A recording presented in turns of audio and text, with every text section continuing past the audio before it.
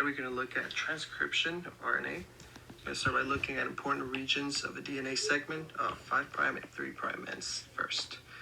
We can see that our 3' end is where we have a 3' carbon attached to nothing here. And the opposing side, we have a 5' carbon, which is free. These molecules are joined by phosphodiester bonds. Then we're going to look at the promoter region, which includes the -35, -10, and +1 sections. At -10, we have our 10 box, or our -10 box, which is where our enzyme RNA polymerase will attach to. Up here we have our coding strand and our template strand. This is because RNA codes in the 5' to 3' region, and transcription is going this way. So that means that this has to be 3', 5', so we can have 5' to 3' direction. That's why this is our template strand.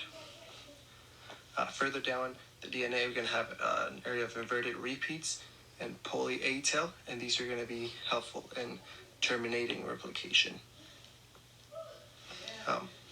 This is called our holoenzyme, which is our RNA polymerase plus the sigma factor, which will help the enzyme attach to the promoter region. Now we look at an example of transcription here. Our coding strand is up here, template strand is down here. So our RNA polymerase would attach right here.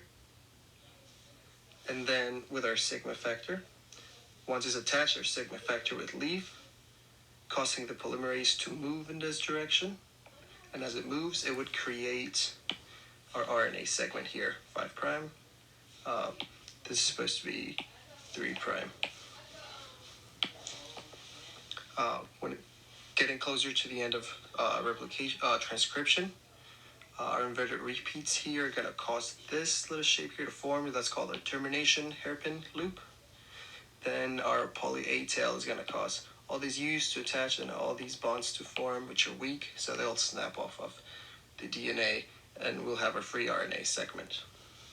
Now, what if our -10 box is deleted in a gene to metabolize sugar? What that would cause is for the RNA polymerase to not be able to attach to the initiation region.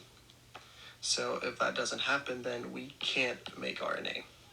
If we don't make that RNA, we won't be able to to make the enzyme that would metabolize the sugar that we need. So no enzyme is formed. And if we don't have the enzyme, we can't consume the sugar. Example of this that I can think of is lactose intolerance.